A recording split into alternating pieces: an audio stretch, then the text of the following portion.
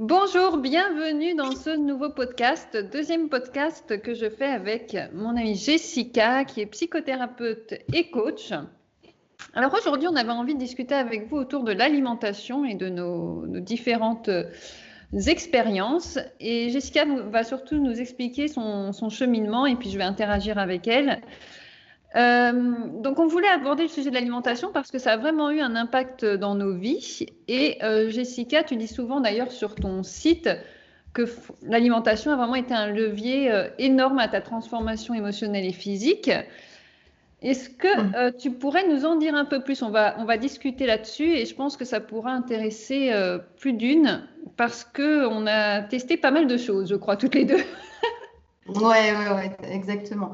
Oui, moi j'en parle beaucoup, c'est vrai, sur mon blog de l'alimentation, de mon parcours, et puis c'est quelque chose que je vois beaucoup aussi en séance, parce que pour moi, alors là c'est toute mon expérience qui me fait penser ça, personnel et aussi professionnel. On ne peut pas espérer trouver un équilibre qui soit émotionnel, physique, mental, spirituel, durable. Finalement, si on n'est pas bien câblé avec son corps, si on n'est pas bien connecté à lui, et donc ça passe aussi par ce qui est bon pour lui, comme alimentation, comme boisson, comme mode de vie, etc. Moi, pendant des années, j'avais un mode alimentaire très classique, à part pour la viande, puisque je suis végétarienne depuis que je suis enfant, donc pas de viande, pas de poisson depuis que j'ai 6 ans. Mais pour tout le reste, ça a toujours été très classique, selon les recommandations de l'OMS, que tout le monde connaît, donc des produits laitiers à gogo, du gluten partout, puisque c'est un peu la base de tous nos repas, et puis des produits transformés quand même en pagaille. Et il s'est passé des choses intenses pour moi, comme tu le sais, puisque j'ai eu, bon déjà, j'ai toujours eu plein de dysfonctionnements que je n'avais pas forcément reliés à l'alimentation avant de m'occuper de ce terrain-là. Et puis, j'ai surtout eu un épisode d'acné extrêmement sévère dont on avait parlé toutes les deux un jour en vidéo, et c'est aussi sur mon blog. C'est-à-dire que j'ai été défigurée par l'acné pendant 2 ans suite à l'arrêt de ma pilule. Et vraiment, ça a été une expérience extrêmement douloureuse parce que d'un coup, changer de visage, changer de vie, mettre entre parenthèses tout ce qu'on fait parce qu'on est focalisé là-dessus, on ne sait pas ce qui nous arrive, c'est vraiment quelque chose de difficile à vivre. Et à ce moment-là, il était exclu pour moi de prendre des médicaments, que ce soit des antibiotiques pour l'acné ou reprendre la pilule comme les médecins me le conseillaient, ou des traitements beaucoup plus lourds tels que Roaccutane et compagnie. Ça, c'est ce qui m'était conseillé. Et moi, avec tout mon cheminement sur ma santé, mon équilibre, etc., c'était hors de question de me dire, bah non, je vais encore me servir d'une molécule chimique pour mettre sous couvercle en fait tout ce qui se passe en moi et puis faire comme si de rien n'était. Donc, je me suis penchée à ce moment-là sur qu'est-ce que je pouvais changer au niveau de l'alimentation, comment fonctionne mon corps, pourquoi j'ai stocké tous ces déchets qui sortent sous forme de boutons. Ça, c'est un truc que j'ignorais. Et c'est hyper intéressant. C'est vrai qu'on avait déjà échangé une vidéo là-dessus il y a quelques années. Parce que finalement, moi aussi, ça a été un déclencheur, c'était l'acné.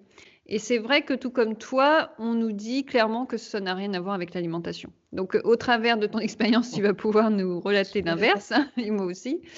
Et donc, toi, par contre, c'était plutôt à quel âge? Parce que toi, c'est quand tu as arrêté la pilule. Donc, tu avais quel âge? Alors écoute, oh là là, ça fait longtemps. Je sais pas, je devais avoir peut-être 30 ans. C'était aux alentours de Ok. 30 ans, quelque chose comme ça. Alors que Donc j'avais moi, déjà c'est quand j'ai j'avais pris la 15 ans de pilule. pilule. J'avais D'accord. 15 ans de pilule derrière moi là, à ce moment-là. Ah oui. Et donc alors aujourd'hui, donc au travers de ton expérience, donc quand tu as compris que peut-être que l'acné que tu avais pouvait avoir un lien avec ce que tu mangeais, Ouais. comment ça s'est passé? Tu as commencé à faire des recherches, c'est quelqu'un qui t'a aiguillé? Comment tu as compris que ça pouvait avoir un lien? Ben, en fait, je sais pas, c'était tout un tas de circonstances. Je pourrais pas plus te dire comment j'en suis venue à ça. Bon, c'est déjà parce que je travaillais déjà toutes les approches holistiques, etc. Mais je m'étais pas vraiment penchée sur l'alimentation parce que pour moi, tout allait bien. Tu vois, mon corps fonctionnait plutôt bien, pas de troubles particuliers. Donc, du coup, c'est une sphère que j'avais pas vraiment investie, tu vois. Et puis, il s'est passé ça et là, je me suis dit, OK, donc qu'est-ce qui est proposer dans ces approches-là.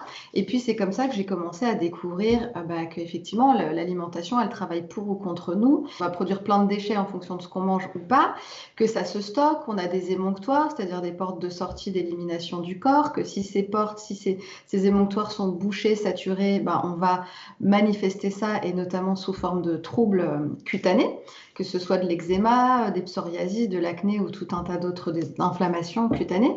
Donc j'ai découvert l'hydrothérapie du côlon, j'ai découvert en fait tout ce qui touche à ça, c'est-à-dire des méthodes entre guillemets alternatives, puisque c'est pas du tout conventionnel, c'est pas ce qu'on vous dit dans le cabinet du médecin, pour aller vers plus de santé, un corps qui fonctionne mieux en passant par des techniques. Et encore, c'est même pas des techniques, c'est revenir à un mode de fonctionnement qui marche pour le corps, lui donner le bon carburant et lui permettre d'éliminer ses déchets. Donc pour moi, c'est même pas des techniques, même si ça y ressemble au début, c'est juste un mode de vie, tu vois. Et donc, tu disais donc tu étais végétarienne depuis l'enfance, mais est-ce qu'il t'arrivait justement d'avoir une alimentation dite un peu junk food? Oui, bien sûr que oui. Je faisais beaucoup pendant des années, j'étais beaucoup dans les abus, dans les excès d'alcool. Je fumais beaucoup de cigarettes, dans les produits transformés. Voilà, la seule chose que je consommais pas finalement, c'était des produits animaux, mais je consommais un peu tout le reste. Et en ayant quand même, malgré tout, beaucoup de fruits et de légumes. Ça, j'ai jamais exclu ça, mais voilà, j'étais dans une vie aussi, une vie parisienne, une vie un peu de débauche par moment. Et du coup, je pense que ça a bien saturé mon corps comme il faut. En plus, et de tous les médicaments que j'avais pris pendant des années, on en a parlé aussi, j'en parle beaucoup sur mon blog, mais j'ai pris beaucoup de médicaments, d'antidépresseurs, d'anxiolytiques, beaucoup d'antibiotiques. Toute mon enfance, j'ai été sous antibiotiques parce que j'avais des troubles chroniques liés à la sphère bronchique, donc des bronchites, des trachéites, des pharyngites, etc. Et donc j'ai été sous antibiotiques non-stop. Donc tout ça, ça a concouru à polluer mon corps, à le saturer jusqu'à l'explosion de boutons au moment où la pilule ne contient plus ça, où c'est plus régulé, etc.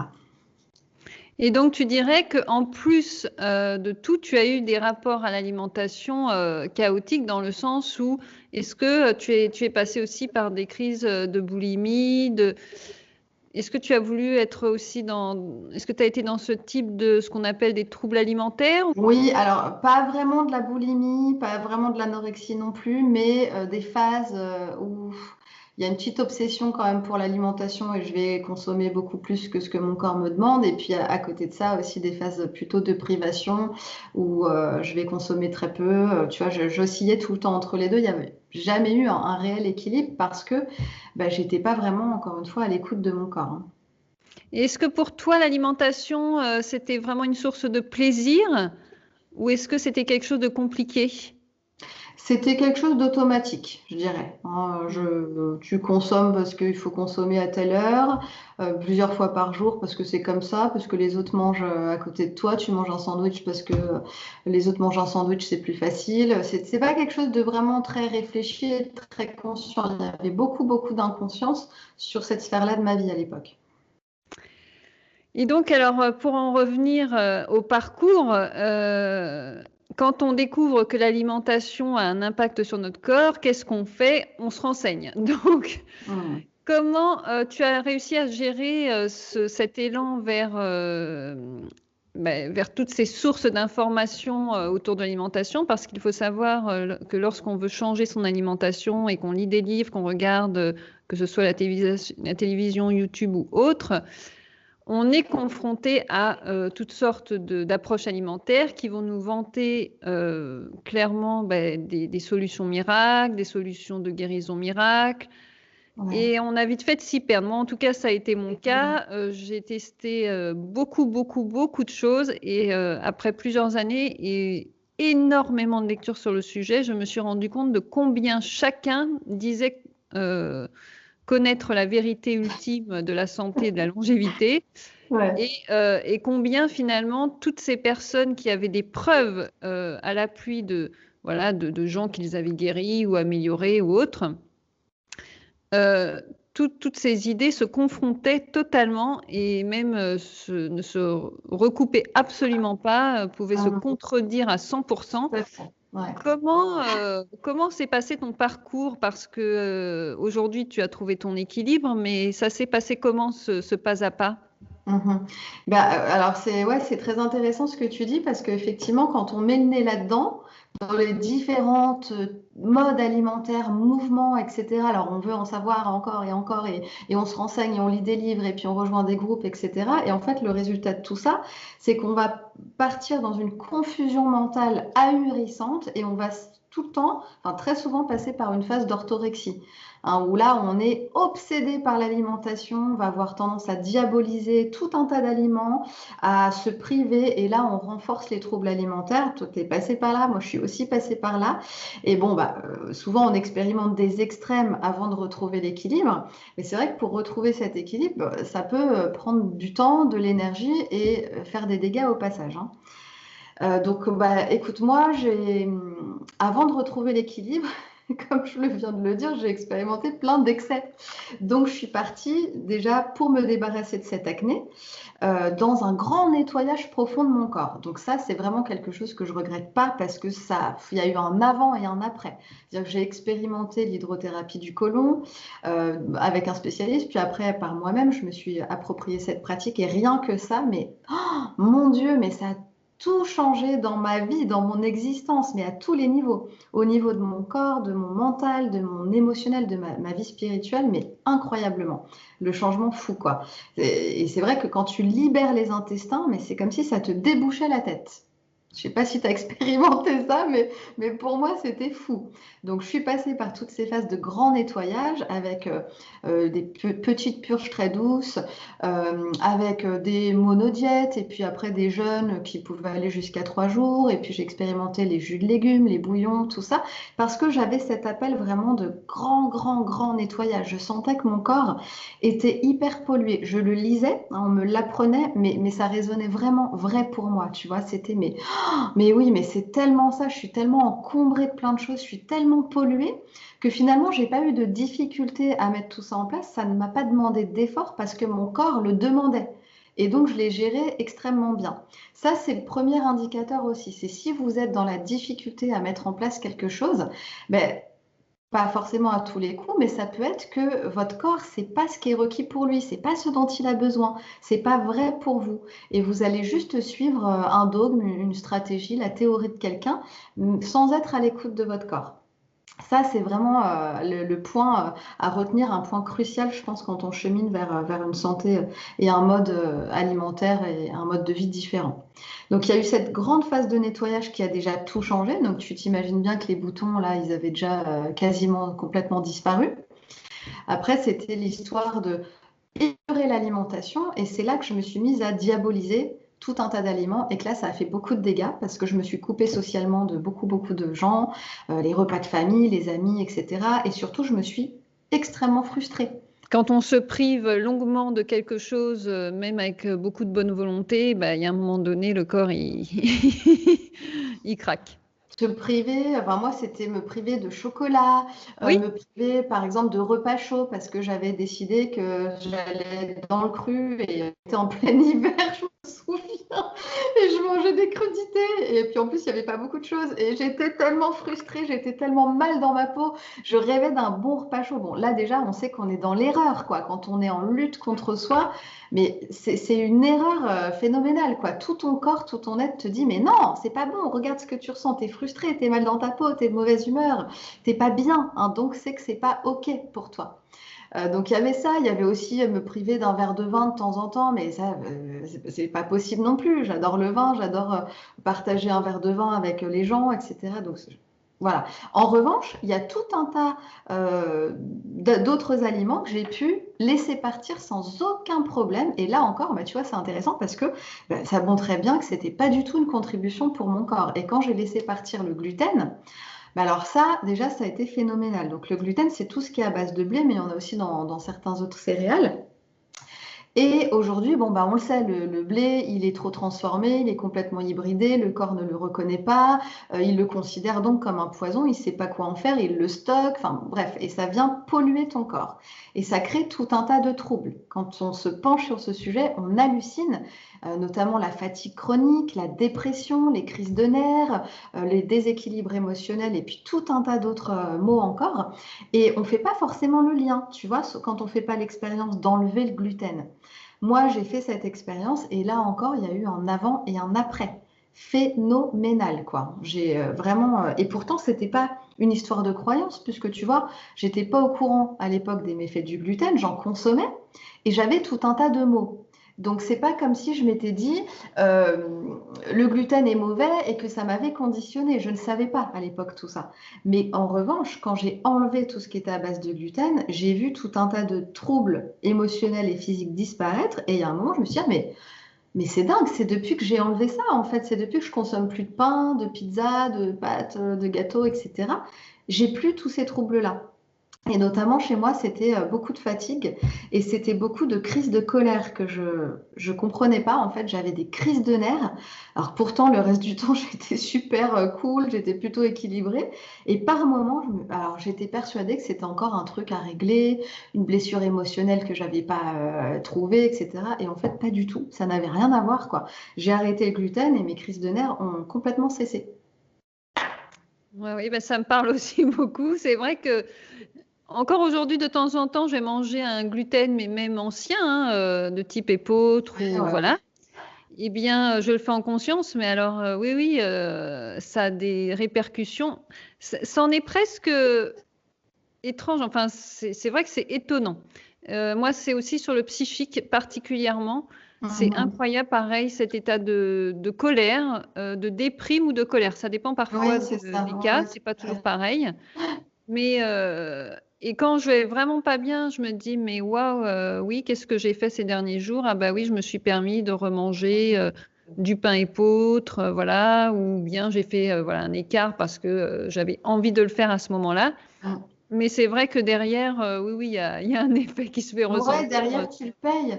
Et on parlait de pas diaboliser les aliments, mais là, clairement, enfin, en tout cas, pour moi, c'est pas ça. C'est que vraiment, mon corps ne le reçoit pas, ce truc-là. Je vais avoir ce que tu dis, la colère ou la déprime, et puis vraiment, j'ai les intestins bloqués. Oui. Je vais plus à la selle pendant peut-être 3 à 4 jours. Je suis bloquée complètement, quoi. Et je le vois aussi chez ma petite fille. Dès qu'elle mange un peu de gluten, et pourtant, elle n'est pas du tout au courant de ça, donc elle n'est pas du tout conditionnée, je lui lâche la grappe avec l'alimentation.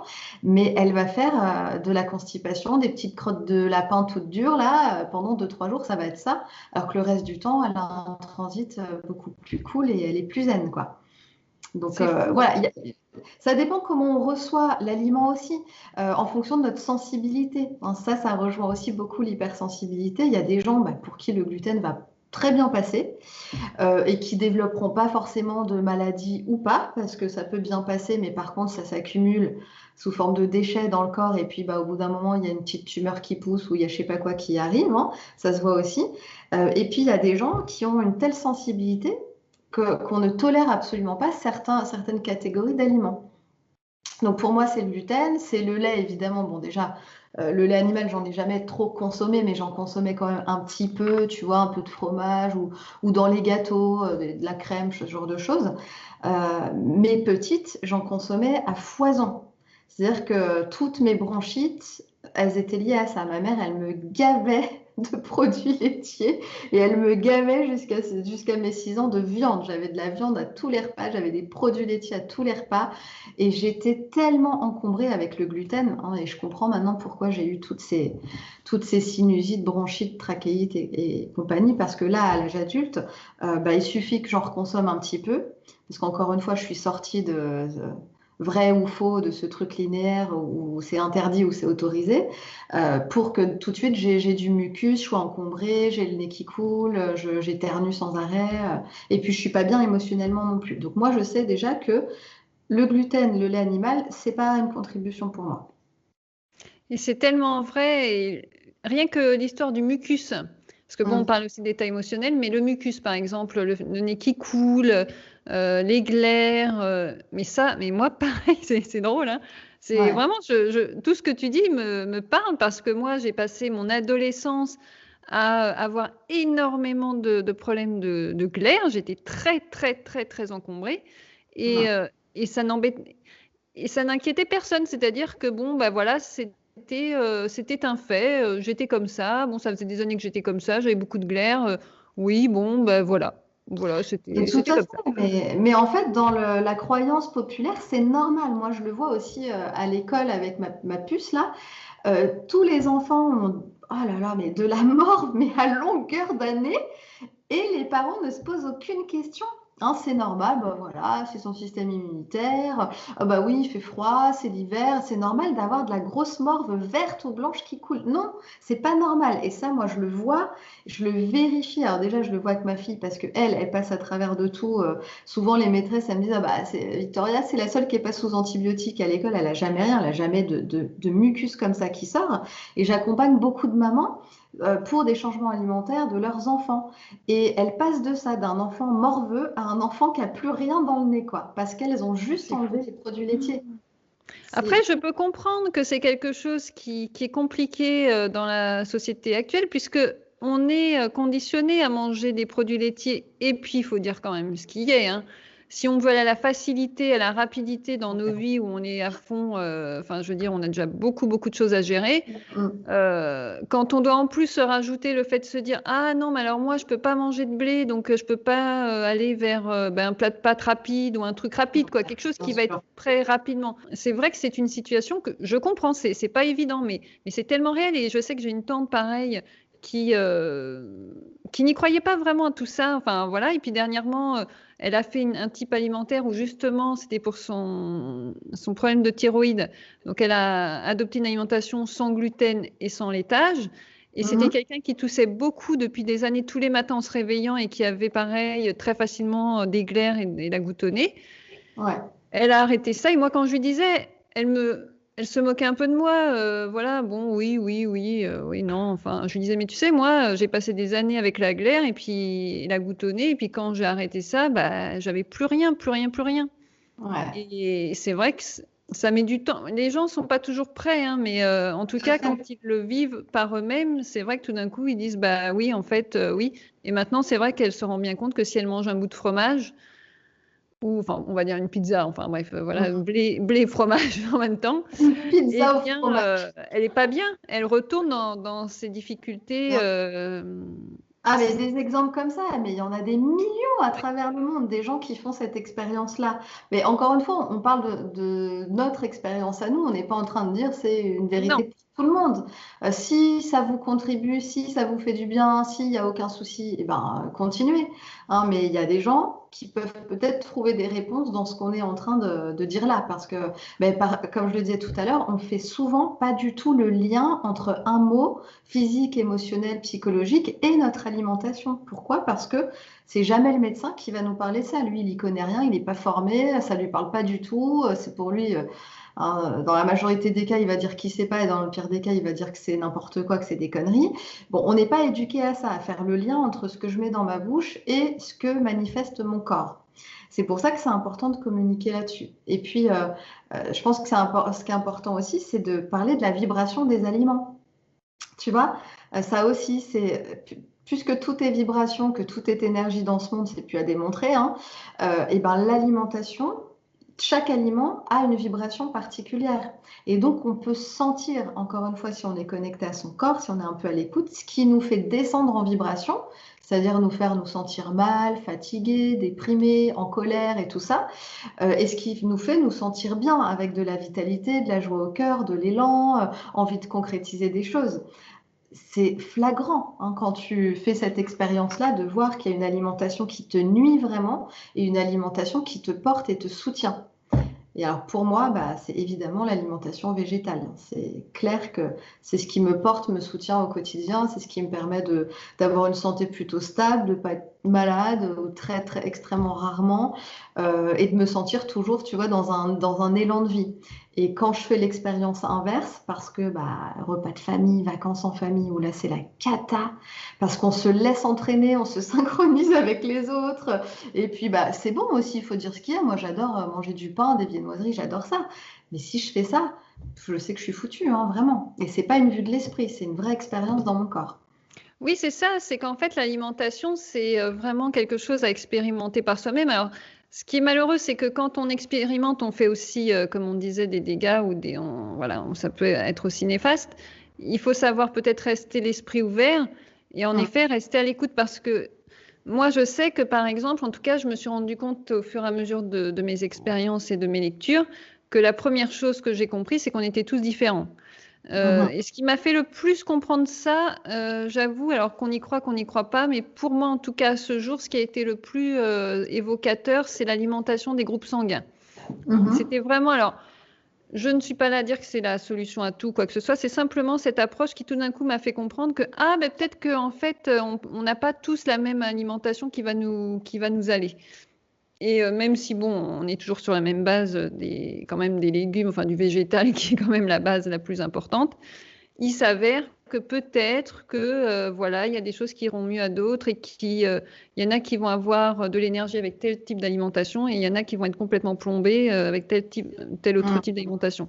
Moi, personnellement, ça c'est mon expérience, c'est la chose qui est ressortie de tout ce parcours, c'est vraiment ce côté. Et d'ailleurs, c'était ressorti aussi au niveau de l'Ayurveda. Eux aussi, ils mettent en avant le fait Ton de profil mettre en avant qu'on n'est pas énergétique. tous égaux, quoi. Qu'on n'est pas Ouais, ouais. tous égaux face à l'alimentation. Bien. Ouais, ouais, tout à fait. Oui, mais alors, tu vois, c'est rigolo parce que moi, je me suis penchée aussi sur l'alimentation des groupes sanguins. Parce que, évidemment, on regarde tout quand on met le nez là-dedans. Et pour moi, ça n'a pas du tout été pertinent. Tu vois, Donc toi, t'es ça quel m'a groupe pas, sanguin? ça m'a pas du tout Ah, bah parlé. t'es A? Bah normalement, t'es végétarienne, oui. Eh ben, écoute, je sais plus, mais alors c'était l'infirmière qui m'avait donné, celle qui me faisait l'hydrothérapie du côlon, qui m'avait donné ça. Et puis elle m'avait donné toute une liste et tout. Et puis il y avait tout un tas de trucs vers lesquels j'allais pas spontanément, qui me parlaient pas. Mais encore une fois, tu vois, c'est vraiment de revenir à l'écoute de son corps, pas de sa Exactement. tête, pas de sa tête, la tête qui va te dire, ah tiens, j'ai lu ça, je vais essayer ça. Il paraît que c'est bon pour ça. Ah bah quand on a des infections, il faut consommer ça. Ça, c'est la tête, hein, et ça crée pas grand-chose en général, hein. Par contre, quand tu reviens dans ton corps et que tu questionnes ton corps et que tu regardes ses réactions, mais vraiment dans un espace de non-jugement et d'ouverture, comme tu disais tout à l'heure, on reste en ouverture et on observe et on questionne le corps, là, tu as des vraies réponses. Vraiment. Non, mais c'est hyper intéressant parce qu'à chaque fois que j'ai été dans des dogmes alimentaires, personnellement, ça ne m'a jamais réussi.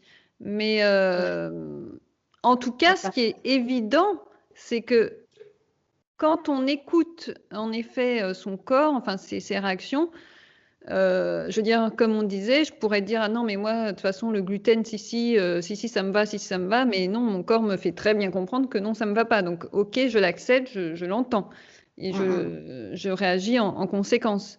Et je sais que quand j'en mange, si je sais ce qu'il y aura par la suite. Mais oui, mais c'est vrai que l'alimentation, c'est un sujet, je trouve, qui est passionnant et en même temps très compliqué au mm. Ouais. niveau de la perception de chacun.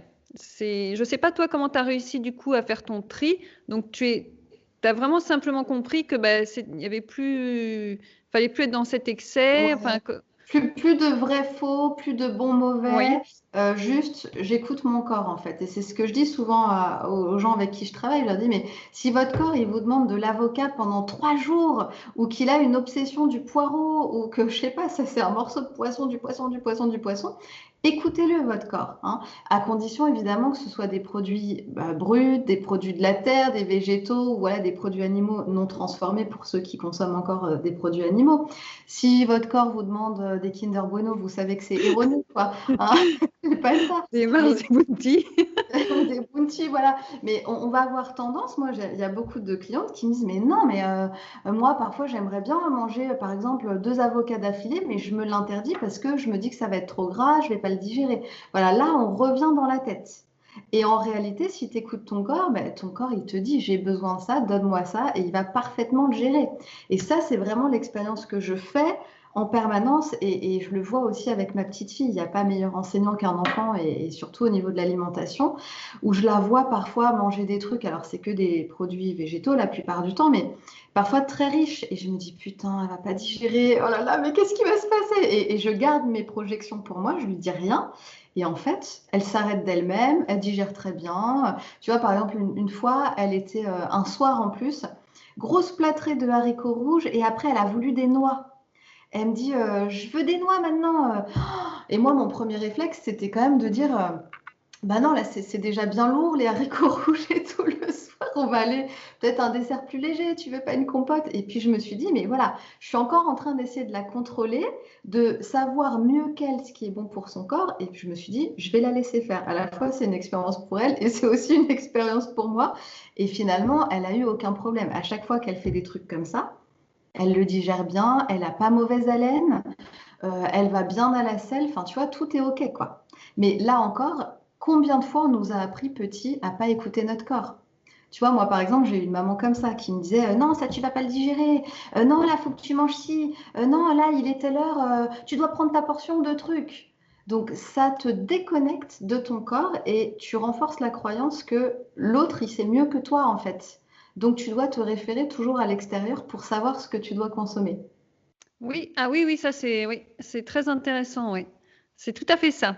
En fait, tu mets ta confiance dans l'autre et pas en toi-même, oui. Ouais, ouais, dans un bouquin, dans une méthode. Et ça, tu vois, c'est clairement relié à la façon dont on a été accompagné à l'alimentation enfant. Et aujourd'hui, tu lis encore des choses ou tu as réussi à Plus vraiment te rien du détacher? tout. Ah non, ça fait des années que je ne lis plus rien, je ne regarde plus rien. J'ai plus du tout envie, j'ai plus l'élan en fait. Je crois que j'ai entassé tellement de trucs que je suis saturée. Et en plus, je ne cherche plus une vérité dans un bouquin. Tu vois, je cherche vraiment la vérité dans mon corps. Et mon corps me le rend bien du coup. Ouais, c'est extraordinaire, hein, c'est vrai qu'on parle de plus en plus et ça c'est bien, de notre, 2e ou premier cerveau qui est donc dans nos intestins, mais il y a Mm. tellement à dire là-dessus, tellement à dire Oui, et oui, quand c'est tu vaste. sais que l'impact que ça a en effet, au niveau psychique, c'est incroyable. Mais On oui. va essayer de pas faire une vidéo trop longue, mais c'est vrai que c'est un sujet, sur lequel on pourrait discuter des heures. Peut-être qu'on en reparlera une autre fois encore. Mm. Mais c'est vrai que, en tout cas, au travers de nos expériences et de ton expérience, on en revient, toujours, finalement au fait qu'il faut s'écouter soi-même. Alors, c'est vrai que ça Ouais. peut faire un peu bateau comme ça finalement, mais c'est tout un apprentissage et c'est vrai que ça demande, ça demande c'est pas rien de dire à quelqu'un, bah écoute-toi, enfin, prends le temps, peut-être même de noter tes repas, de voir les réactions, quoi. C'est vrai que tout le monde n'a pas autrement envie de le faire, hein. Ça, je le Mais comprends ouais, aussi, hein. mais voilà, mais ça, c'est la responsabilité de chacun aussi, tu vois. Tout le monde ne fait pas ce choix de s'occuper de lui, de ses états, de ce qu'il vit. Hein. Donc, remettre ses états, sa santé à l'extérieur de soi, c'est jamais une solution. Hein, revenir à soi, prendre du temps avec son corps, s'écouter, se regarder, encore une fois, dans cet espace d'ouverture et pas de jugement ou de contrôle. C'est la clé de tout et c'est ce qui est prôné partout en développement personnel, en spiritualité. Et c'est vrai que ça fait bateau, mais peut-être que les plus grandes vérités, elles sont dans les choses simples en théorie, mais c'est pas si simple que ça à mettre en place. Mais il n'y a que cette étape-là, c'est le moment où tu te retournes vers toi et où tu te dis, je vais prendre en charge ma santé et je vais commencer à modifier des choses tranquillement, pas à pas. Et plus tu es là-dedans, on en parlait dans le premier podcast au sujet du corps, l'hypocondrie et tout ça, et plus le corps va t'envoyer des signaux. Alors, je donne juste une petite anecdote. Mon mari, il est végétarien aussi, enfin pas tout à fait, parce que de temps en temps, il mange du poisson. Il en mange quand vraiment il en a envie. Mais c'est très rare. Il peut passer des mois sans aucune envie de poisson. Et puis d'un coup, ce qui se passe chez lui, c'est que très souvent, il se met à rêver de poisson. Et une fois, il me dit, j'ai rêvé de poisson toute la nuit. J'ai rêvé que je mangeais du poisson toute la nuit. Je dis, bon, voilà, je crois que le message est clair. Là, va t'acheter du poisson. Notre corps nous parle de plein de façons différentes. C'est rigolo. Ah ouais, c'est ah ouais, c'est génial. Bah, moi, par exemple, j'ai mon mari qui est allergique au gluten et au lait, mais qui ne veut rien en entendre parce qu'il Ah estime ouais, que, c'est le plaisir alimentaire avant tout. ah ouais, ouais, ouais. Donc chacun a vraiment, voilà, c'est une prise en charge de soi-même et c'est voilà, Oui, c'est c'est des des choix à choix faire. personnels. Mais ça, c'est hyper, c'est génial comme exemple parce que, enfin, après, on termine bien sûr, mais tu vois, par rapport aux enfants et aux gens qui sont sûrs de se faire du bien en consommant des choses. Par exemple, moi, j'ai un beau-père. Lui, c'est alors ce qu'on va dire appeler un bon vivant. Pour moi, c'est pas un bon vivant, mais c'est je me prends plein de viande. Enfin, en fait, je mange tout ce qui est là, tout ce qui est disponible, des galettes, des crêpes, de la viande, de l'alcool, et puis du fromage, et puis tout ça. Mais lui, il est persuadé de se faire du bien. Et il est persuadé que, par exemple, notre mode alimentaire à nous, ça nuit à la santé. Il est dans cette croyance-là. Et c'est là qu'on voit que ça ne fonctionne pas. Il y a vraiment des lois du vivant. Parce que si ces croyances marchaient, il serait en bonne santé. Alors que c'est tout l'inverse. Il est en surpoids, il a des problèmes de peau sans arrêt, des problèmes de stress, d'angoisse, des problèmes multiples. Tu vois? Donc, on ne peut pas se dire, là, c'est juste une affaire de croyance avec l'alimentation. Je pense que, bien sûr que ça a un impact, mais il y a quand même une source. Et c'est pareil avec les enfants. Les enfants, à la base, qui sont pas du tout conditionnés, que tu n'as pas encore modelé à ton idée avec l'alimentation, et qui présentent des troubles et des maladies en consommant certains aliments, et puis dès que tu leur enlèves, ils retrouvent une bonne santé. Là encore, ça nous montre que c'est pas juste une affaire de croyance, quoi. Ah oui, non, mais c'est incroyable. Mais c'est passionnant et c'est vrai que c'est tout un chemin propre à chacun. Moi, en tout cas, je suis comme toi. Je pense que là, au niveau des livres d'alimentation, je pense que je les ai tous lus. J'ai fait le tour. En tout cas, c'est vrai que c'est un sujet voilà, qui porte à réflexion et je pense, sur lequel on pourra discuter des heures. Merci en tout cas pour cet échange, Jessica. Merci. J'espère que vous aurez passé un bon moment en notre compagnie. Je vous dis à très bientôt. Prenez soin de vous.